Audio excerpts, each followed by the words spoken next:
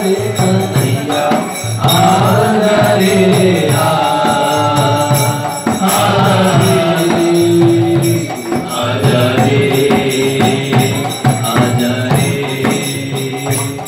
कन्हैया आजा रे कन्हैया आजा रे आजा रे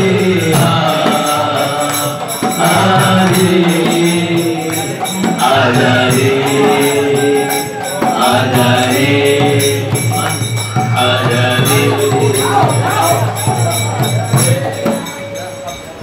मुझे गाने की तो बहुत जरूरत थी कन्हैया, तो तू आया नहीं।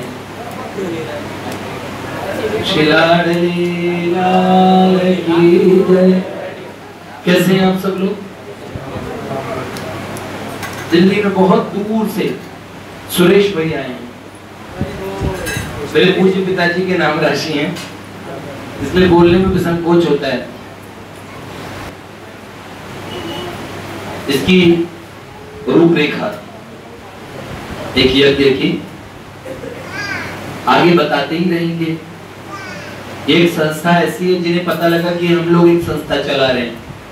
उनके यहाँ गैया की संस्था है, गौ माता की, हमारी बछड़ों की है। सारे कितने,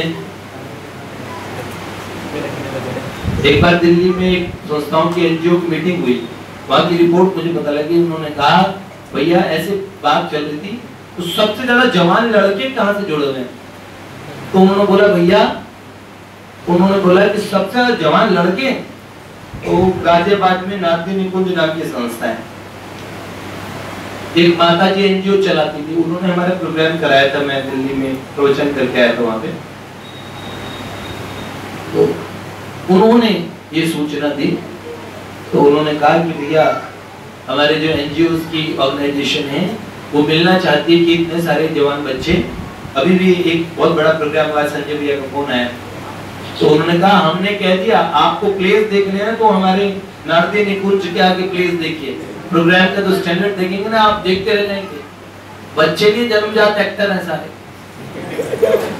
मैंने कहा ठीक है, हमारे बच्चों खूब एक्टिंग करते हैं, वो मेरे से एक्टिंग करते रहते ना, रोज रोज सीख। तो ये बात तो पक्की है, हैं?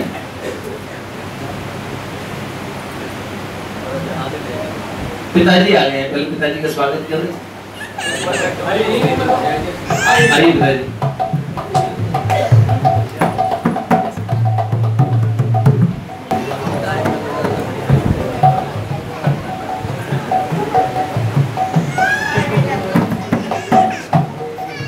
देखो भैया, देवर्षि नारद जी महाराज का चरित्र चल रहा था।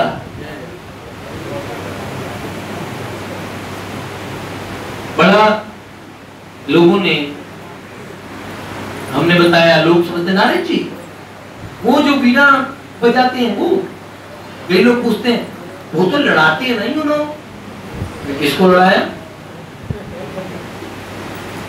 कचरा ज्यादा हो जाता है आपके मोहल्ले में तो आप लोग क्या करते हैं? कचरा ज्यादा हो जाए तो क्या करेंगे? करो तुम बताओ। जला देंगे, और फिर वो ऐसे कचरे की सफाई तो मुश्किल हो जाएगी, सूखा गंदा कबाड़ा कचरा, तो उसे जला देना चाहिए। फिर को तो जब भगवान देखते हैं कि ये कचरा साफ करने का टाइम आ गया है, तो नारद जी महाराज उनकी लीला में सहयोग करते हैं। कोई नहीं, कलेश नहीं कराते, कोई बात नहीं है। नारद जी का चरित्र भगवत भक्ति से भरा हुआ है, इतना सुंदर चरित्र है। और उनका जो कैरेक्टर आज तक टेलीविजन पे दिखाया जा रहा है, उनको पता ही नहीं नारद जी महाराज है कैसे। जैसे श्री कृष्ण, श्री राम, उनकी सुंदरता के बारे में कहते हैं न भूतो न भविष्यति, नहीं स विद्यते लोके यो न रामम अनुगतः। ऐसा कोई नहीं है जो श्री राम की खूबसूरती को देखे और मुग्ध न हो जाए। कोई देवता, मनुष्य की बात छोड़ो, इस संसार में सबसे सुंदर कहे जाने वाले मनुष्य भी देवताओं के नौकरों के बराबर भी नहीं होते। इतने सुंदर जो देवता है, सुंदरता के देवता, वो करोड़ों करोड़ों देवता जिनकी खूबसूरती को देख के बेहोश हो जाते हैं। अच्छा, कोई आदमी बहुत सुंदर मिले तो आपको इतना सुंदर तो कोई नहीं मिला होगा जिसे देख के आप बेहोश हो जाए। खुश जरूर होते हैं।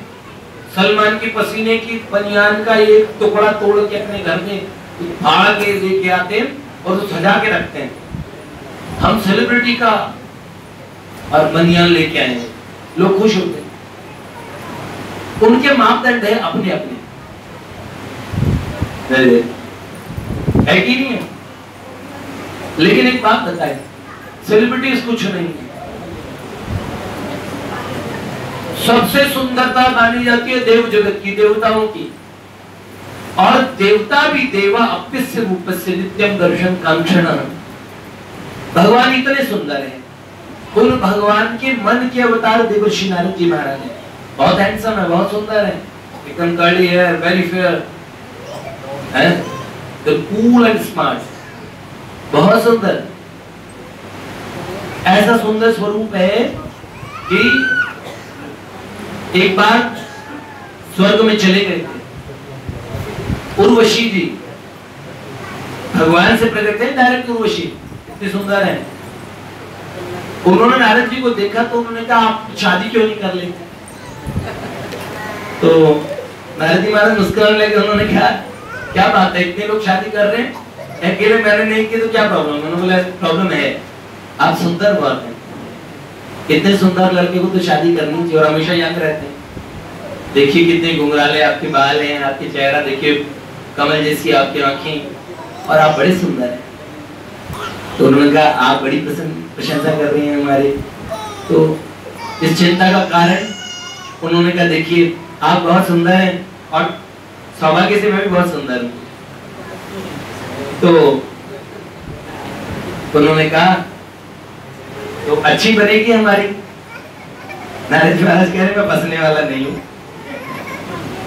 नहीं करना मुझे ब्याह। तो उन्होंने कहा नहीं ऐसे नीरस कैसे रह जाएंगे? उन्होंने कहा नहीं मैं नीरस कैसे, मेरे तो हृदय में तो रस का सागर है, रस का समुद्र, रसराज स्वयं भगवान, सुंदरता के महासागर, मैं नीरस कैसे हो सकता हूँ? उन्होंने कहा तब भी मुझ जैसी सुंदरी का और आपको जब तक साथ न मिले तो सोने पे सुहागा कैसे? नारद जी महाराज ने पूछा क्या बात है जो आप मुझसे विवाह करना चाहते हैं?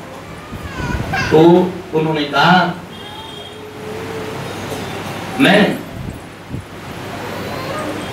मेरे को आप सुंदर लगते हैं इसलिए विवाह कर। तो उन्होंने कहा देखिए इस सुंदरता के गर्त में पड़ के अनंत काल से जीव आता है, हर योनि में आता है, उसे कोई न कोई सुंदर लगता है, उसके चक्कर में पड़ा है। जिसके चक्कर में पड़ना चाहिए उसके चक्कर में कभी पड़े ही नहीं, कभी न भगवान के सन्मुख हुए, न कभी ये सोचा कि इस जीवन से परे क्या, मनुष्य जीवन का उद्देश्य क्या। बहुत सारी बातें सत्संग के सुनाई। उन्होंने कहा फिर वो 1,84 के चक्कर में पड़ा रहता है, वही माताओं के गर्भ से जन्म लेना है, हाड़ मास की, और इसी सुंदरता के पीछे जीव अनंत काल से आकर्षित रहे। उर्वशी ने कहा क्या बात करते हो, मैं हाड़ मास की हूँ, मैं तो डिवाइन ब्यूटी हूँ, डिवाइन ब्यूटी, मेरे शरीर में हाड़ मास है ही नहीं, मैं तेजस तत्व की बनी हूँ, देवी हूँ। आप पहचानते नहीं मेरे को? साधारण मानवी मनुष्य स्त्री के समान समझते हो। मनुष्य लोग होते हैं वो हड्डी पसली नींद मज्जा रक्त उनमें सब चीजें होती है। देवता तो तेजस तत्व से उनकी बॉडी होती है पर वो तेजस तत्व के बने होते हैं। तो उन्होंने कहा ये तो आपने बहुत अच्छी इंफॉर्मेशन दी माता जी, कदाचित मुझे अब कभी माँ का पुत्र बनना पड़े तो किसी मानवी की बजाय आपका पुत्र बनना पसंद करूं। ऐसी दिव्य माँ किसको अच्छी नहीं लगी तो आप मेरी। अर्जुन ने सीख नारद जी महाराज से दी होगी, उर्वशी को उन्होंने भी तो माँ कहा था, उर्वशी जी ने शाप दे दिया उन्हें। तो नारद जी महाराज बहुत सुंदर है, उनका चरित्र भी बहुत सुंदर है। हम लोगों ने सुना कि ब्रह्मा जी ने उन्हें सबसे पहले शाप दिया। शाप किस बात के लिए? नहीं पिताजी आपके इतने बच्चे गृहस्थी चला रहे हैं, मुझे भगवान का भजन करने दीजिए। पिताजी ने कहा अच्छा बेटा हमें उपदेश कर रहे हो, बेटा तुम एक नहीं तुम 50 के चक्कर में पड़ोगे, गंधर्व बन जाओगे, उपबरहण नाम के गंधर्व बने। हम लोगों ने सुना गंधर्व कहाँ हुए? भारत में हिमालय में से बहुत सारे क्षेत्र हैं जहां बहुत सारी देव जातियां रहती हैं।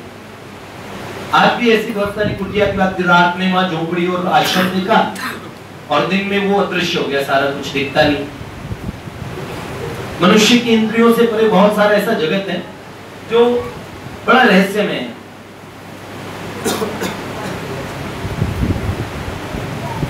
फ्रांस की एक राइटर है जिन्होंने mystics and magician with the mystics and magician in Tibet एक पुस्तक लिखी है, डेविड डे नील। उन्होंने शंग्रीला और जिसे सिद्ध लोग कहते हैं ये लोग, और कई नाम उनके नाम रख रखे हैं, जैसे घाटी जिन्हें बोलते हैं अदृश्य, ज्ञानगंज ऐसे नाम से बोलते हैं, हिमालय में है जहाँ हजारों साल की ऋषि आती है। लामाज हैं जो आकाश में उड़ते हैं। उन्होंने इतनी रिसर्च की, 50 साल की रिसर्च में फिर उन्होंने हिमालय में वास कर लिया। उनकी बहुत सारी पुस्तक है, पश्चिम जगत के बहुत सारे लोग आपकी रिसर्च के लिए आते हैं। ऐसे ही गंधर्व लोग, गंधर्वों का एक स्थान था भारत में, वहां के गंधर्व राज थे, उनके कोई संतान नहीं थी। उन्होंने एक भगवान महादेव का जप किया, शंकर भगवान प्रकट हुए, करोड़ों सूर्यों के बराबर प्रकाश था। आजकल तो लोग यूं रास्ते चलते कहते हैं मैंने शिव जी के दर्शन किए, यूं ही शिव जी के दर्शन ऐसे ही हो जाएंगे। पूज्य सोमगिरी जी महाराज एक बार बता रहे थे अपने कार्यक्रम में कि एक सज्जन आए, उन्होंने कहा शंकर भगवान आए थे, मुझे ये आदेश दिया। तो महाराज जी कह रहे हम चर्चा करते रहे, ठीक है। उनके जाने के बाद में किसी ने पूछा महाराज जी इनको शंकर भगवान के दर्शन हुए थे क्या? तो ये आदमी फेंक रहे हैं, झूठ बोल रहे हैं। तो उन्होंने कहा नहीं, झूठ नहीं बोल रहे। तो क्या ये सच बोल रहे हैं? बोले नहीं, ये सच भी नहीं बोल रहे। ये झूठ भी नहीं बोल रहे, सच भी नहीं बोल रहे, सच्ची बात बताइए।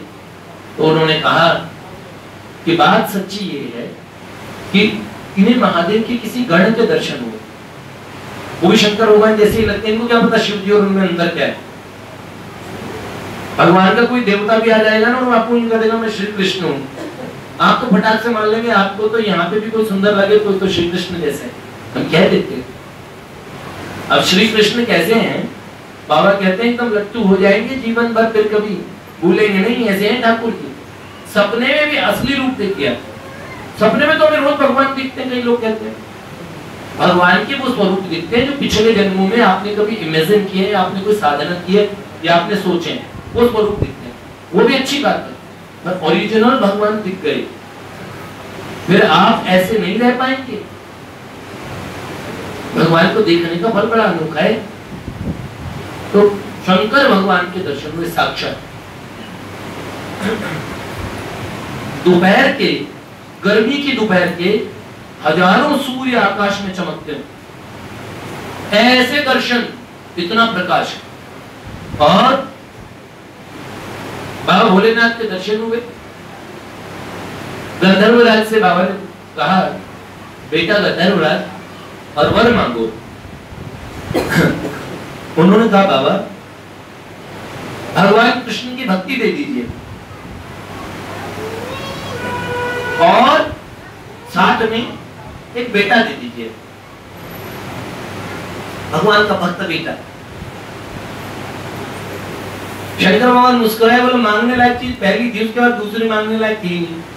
जब भगवान की भक्ति ही मांग ली, भगवान की पराभक्ति, मुझसे भक्ति मांग रहे हो, उसके बाद में भी मतलब पहले मांगो उसके बाद में दूसरी चीज मांगते हो तो दूसरी चीज की इंपॉर्टेंस है।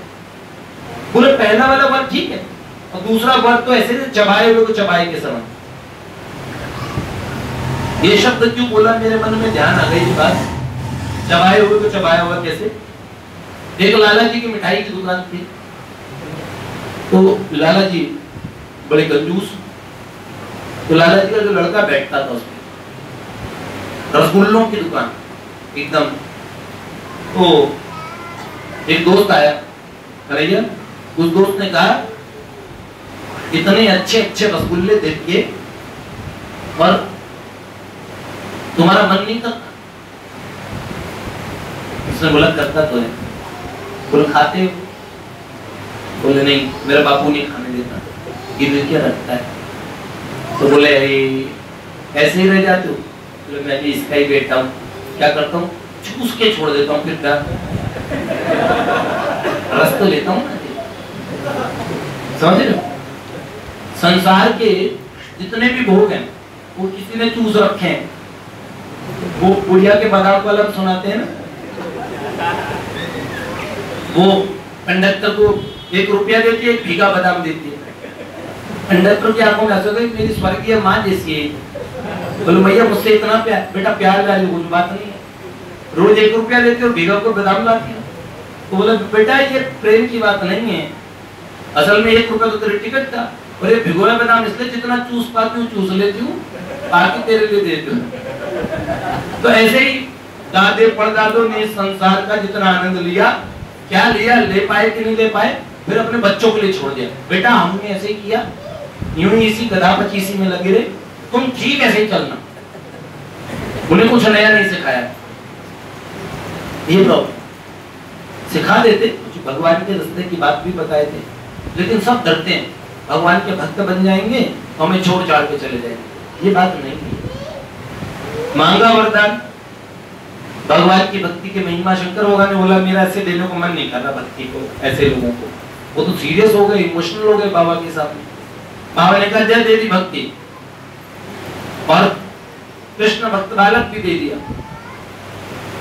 ये नारद जी महाराज जो ब्रह्मा जी के साथ से वो उपबरहन गंधर्व बन के गंधर्व राज के पुत्र हुए। भारतवर्ष में हिमालय में उनका जन्म हुआ। ओ भाई गंधर्व बने, तू भी इतनी हैंडसम, इतनी सुंदर। अरे ये श्री कृष्ण के मन के अवतार है। एक साधारण आदमी का मन देखो, कई लोग इतने सुंदर होते हैं, उनका मन जितना कूड़ा होता है, मन बड़ा खराब। देखो आपके घर का एक घर में गए पिताजी, घर का टॉयलेट 1.5 करोड़ का लगाया। तो मेरे मन में बार बार विचार है 1.5 करोड़ क्यों लगाए इन्होंने, बड़ी चिंता हुई मुझे। मैंने कहा इसमें तो हवन तो नहीं करना है, 1.5 करोड़ का क्या करे, 4 लाख 2 3 4 5 लाख लगाए थे। 1.5 करोड़ में हम एक मंदिर बना देते। और भैया टॉयलेट भी हमें चकाचक चमकीला बढ़िया चाहिए। सब लोग देखिए, लेकिन वो भी गंदा नहीं चाहिए आपको। लेकिन मन मन मन पब्लिक टॉयलेट से भी गंदा है, कितना खराब। और वो हम बर्दाश्त करके बैठे। पर आप देखिएगा, कई लोग महात्मा होते हैं, दिखने में सुंदर ना हो, उनका मन इतना सुंदर होता है, देखते ही आकर्षित कर लेते हैं। हर जीव दीवाना, हर आदमी उनका साथ चाहता है, सबको वो प्रिय लगते हैं। क्या बात। और भगवान ऐसे हैं जो ऊपर से इतने खूबसूरत, उनका मन उतना ही सुंदर है। ये भगवान के मन है। ये गंधर्व लोक में भी जन्मे तभी इतने ही सुंदर, इतने खूबसूरत, वही घुंघराले बाल, एकदम गोरा चिट्टा रंग, एकदम छैल छबीले। ठाकुर जी का नाम बता रहा था, छैल चिकन जी। छैल चिकन क्यों बोलते हैं ठाकुर जी कन्हैया, चिकने चिकने बड़े सुंदर से, इतने सुंदर है। एक शायर थे, घुंघराले लटे हैं ठाकुर जी के, वो ठाकुर जी की शायरी करते थे। बादशाह अकबर ने कहा ये मुसलमान नहीं, बादशाह अकबर को बाकी उन्होंने कारिंदों ने सिखा दिया, देखो कुफ्र है, काफिर हो गया है, जहन्नुम में जाएगा, भिष्ट नहीं मिलेगा इसे, दोजख में जलाया जाएगा। है काफिरों के खुदा की पूजा करता है। इससे आज इस्लाम की तारीफ करा लीजिए, शायर है तो। अकबर ने कहा ये तो श्री कृष्ण के अलावा किसी पे शायरी बोलता ही नहीं। तो उन्हें एक शायरी पूरी करने के लिए कहा गया। क्या कहा गया? काफिर हैं वे, वो सब लोग बड़े काफिर हैं। काफिर मतलब जो धर्म विरुद्ध हैं, धर्म के खिलाफ हैं, जिन्हें मार डालना चाहिए, जिनको मारना एक धर्म है, ऐसा उनके हिसाब से काफिर कहा जाता है। काफिर हैं वे जो बंदे नहीं इस्लाम के। पठान साहब पहुंचे, अकबर ने कहा पठान साहब आप बहुत बड़े शायर हैं, एक बार जरा इसको पूरा कर दीजिए। काफिर और कसमल है भी जो बंदे नहीं इस्लाम के, वो लोग काफिर हैं, कसमल हैं, नीच हैं जो इस्लाम के बंदे नहीं। आज उनके मन में आई कि अगर मैं शायरी ना करूं तो ऐसा कहा जाएगा कि मैं शायर नहीं, और शायरी तो श्री कृष्ण के अलावा किसी और की तारीफ में कर दी तो मेरा व्रत तो टूट जाएगा कि शायरी मैंने ये शौक ही पाला है कन्हैया के लिए। तत्काल ध्यान में भगवान को प्रणाम किया। मूकम करोति वाचालम पंगुम लंघयति गिरिम।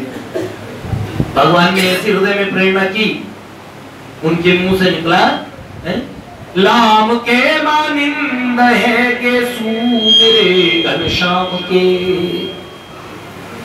उर्दू की एक मात्रा होती है लाम। लाम कैसी मात्रा होती है? ऐसे देखो, ये टेढ़ी होती है ऐसे, ये लाम की मात्रा। येसु मतलब हमारे कन्हैया के सारे येसु कैसे हैं? घुंघराली लटवारे मोरे मुकुट वाले, जिनकी अपना चंदा सा मुखड़ा दिखाए जाए, चंदा सा मुखड़ा दिखाए जाए। लटवारे मोरे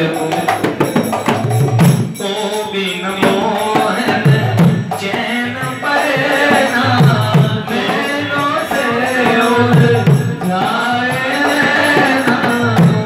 आजा शाम पिया आए जा रे प्यारे, प्रीत की रीत निभाएगा।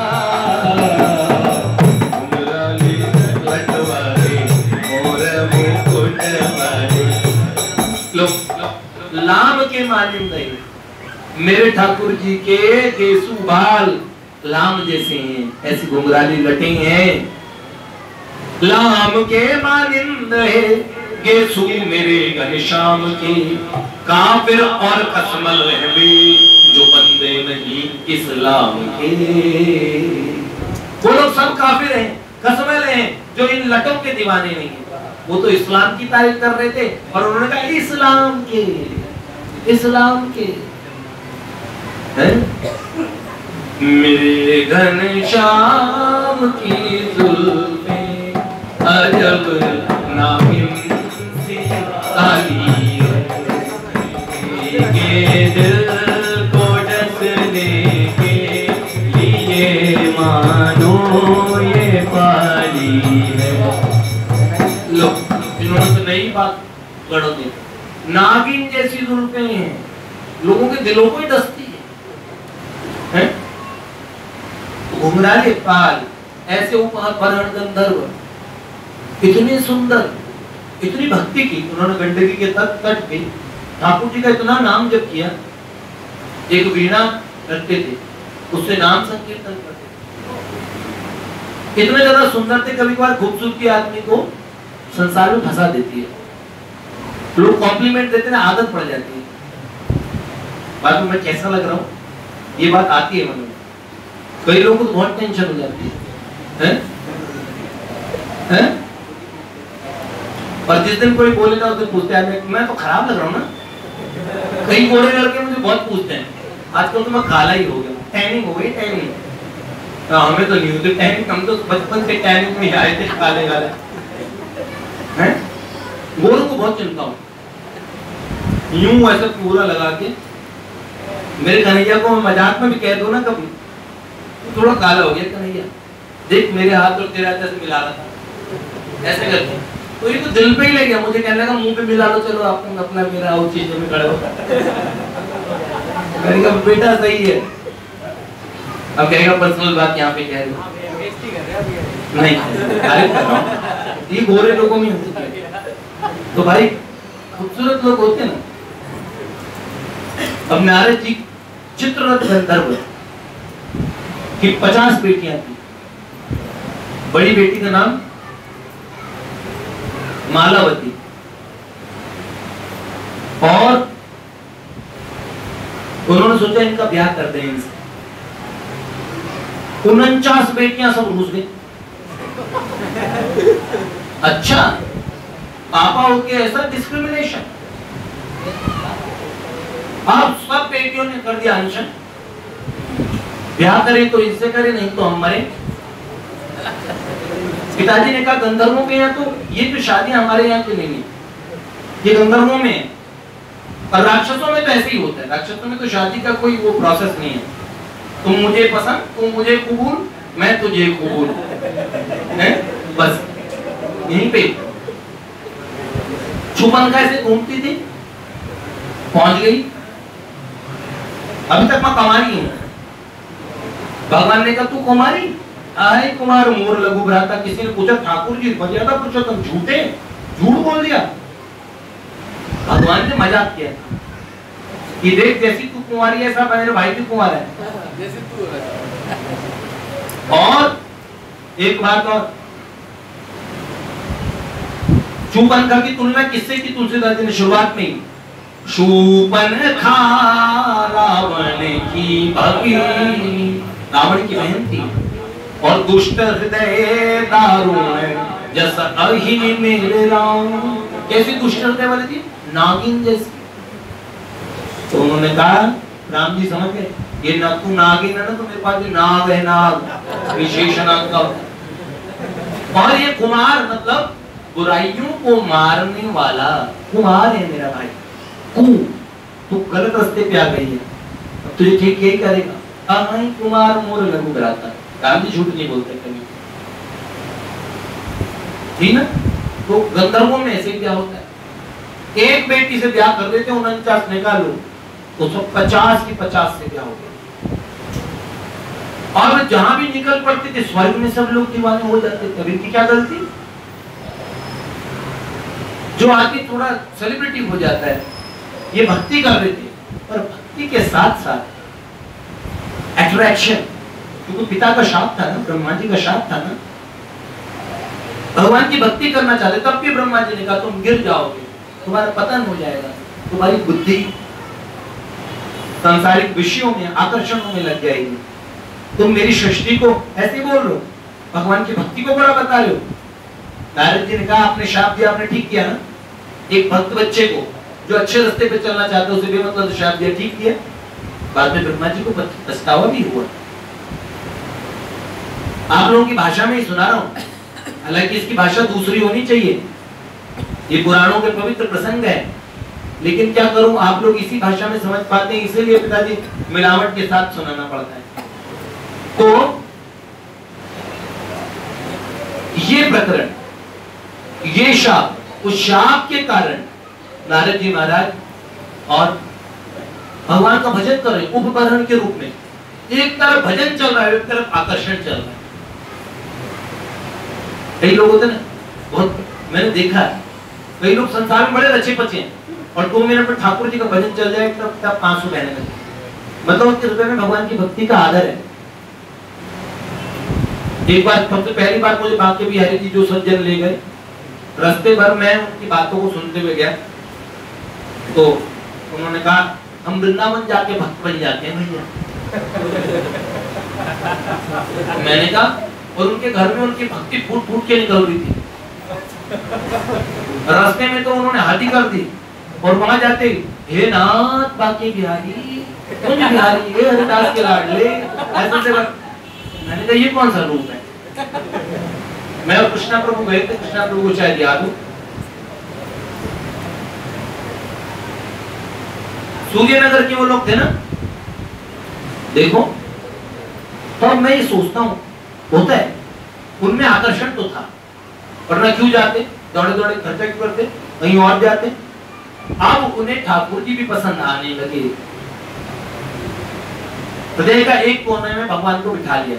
वैसे ठाकुर जी पूरे डकैते हैं, जगह दीजिए फिर पूरा कब्जा कर लेंगे, बस आप कितने गंदे हैं, कितने खराब है, इस बात की नहीं, आपने बस एक बार पकड़ा नहीं है, बस छोड़ने का स्वभाव नहीं है, पूतना जैसे को नहीं छोड़ते ये। बस ये है कि थोड़ा जल्दी है मिलने की, तो फिर थोड़ा सा सिंसियर बनिए। फिर भैया देखो, मनमानी भक्ति से कई लोग कहते भगवान नहीं मिलेंगे, मिलेंगे, ये भी जो कहते हैं कई लोग बोलो कर रहे ना मनमानी भक्ति, कुछ नहीं होना जाना। अरे भगवान ने सर्टिफिकेट बांटने के लिए लगाया। हमारे चैतन्य प्रभु को पता नहीं किस भक्त को किसी ने कहा था आप लोगों का उद्धार नहीं होगा, रास्ते में किसी ने रोक लिखा है। तो उन्होंने पूछा आप कौन? वहां के ऑफिस के काउंटर पे ठाकुर जी ने रिसेप्शन पे बिठाया है कि आपको उद्धार नहीं होगा, इसका डिक्लेरेशन कैसे कर सकते? ये बात बड़ी खतरनाक है, ऐसे नहीं कह सकते। आचार्य गुरुजन वगैरह कह दे नहीं होगा तो फिर बात पक्की बात है, लेकिन मुझे लगता है कहेंगे नहीं, ऐसा नहीं कहेंगे। कोई शाप दे देंगे 5 जन्म 10 जन्म 15 जन्म 20 जन्म बाद होगा, ऐसा बोल देंगे, पर नहीं होगा, कभी नहीं होगा। ऐसा तो मुझे लगता कोई आचार्य कभी नहीं कहे, कभी उद्धार नहीं होगा। ये बात है, पक्की बात है। वहां गए, आकर्षण में थे, ब्रह्मा जी की सभा में पहुंचे, ब्रह्मा को देखा और कीर्तन में, क्योंकि संकीर्तन की एक मर्यादा है, ब्रह्मा जी ने कहा उपभरण से कीर्तन कराया जाए, इतना अच्छा गान और भक्त भी है। तो ब्रह्मा को देख के आकर्षित हो गए, कुछ ऐसी चेष्टाएं हुई जो शास्त्र विरुद्ध है। बस ब्रह्मा जी ने कहा तुम देवताओं में रहने योग्य नहीं हो, जाओ दासी पुत्र बन जाओ, तुम्हारा जन्म धरती पे हो, मनुष्यों में हो। तब द्रुमिल गोप के यहाँ कलावती और गोपांगना थी, उनके पुत्र के रूप में जन्मे। और इसमें एक रहस्य की बात, ब्राह्मण के वारस थे, ब्राह्मण के तेज से उत्पन्न थे, माता दासी। अब आगे क्या होता है, जन्म जब हुआ, जन्म हुए ना, तब ये बालक इतना खूबसूरत था, इतना सुंदर था, ऐसा लगा दिशाओं को आलोकित कर रहा है, कुछ गजब की चीज होनी है। बीच के प्रोसेस को देख के ये ना मान लीजिएगा दिस इज द एंड, नहीं। कभी कभार अच्छे लोग बस सजन सुजन कुसंगत पर ही, अच्छे लोग भी गंदे रास्ते पे पड़ जाते हैं, कभी कभार थोड़ा बिगड़ जाते हैं, लेकिन वापस वो अपनी दिव्य तेज में स्थित हो जाते हैं। इसीलिए महात्माओं को साधारण नहीं समझना चाहिए। और ये जो मार्ग है ना, रपटनी वाला, फिसलन वाला मार्ग है, लेकिन याद रखना भगवान के संभाल में चल रहे हैं, गुरुजनों के संभाल में चल रहे हैं, जो किसी के आश्रय में चल रहे हैं, बस समझ लीजिए उसका बेड़ा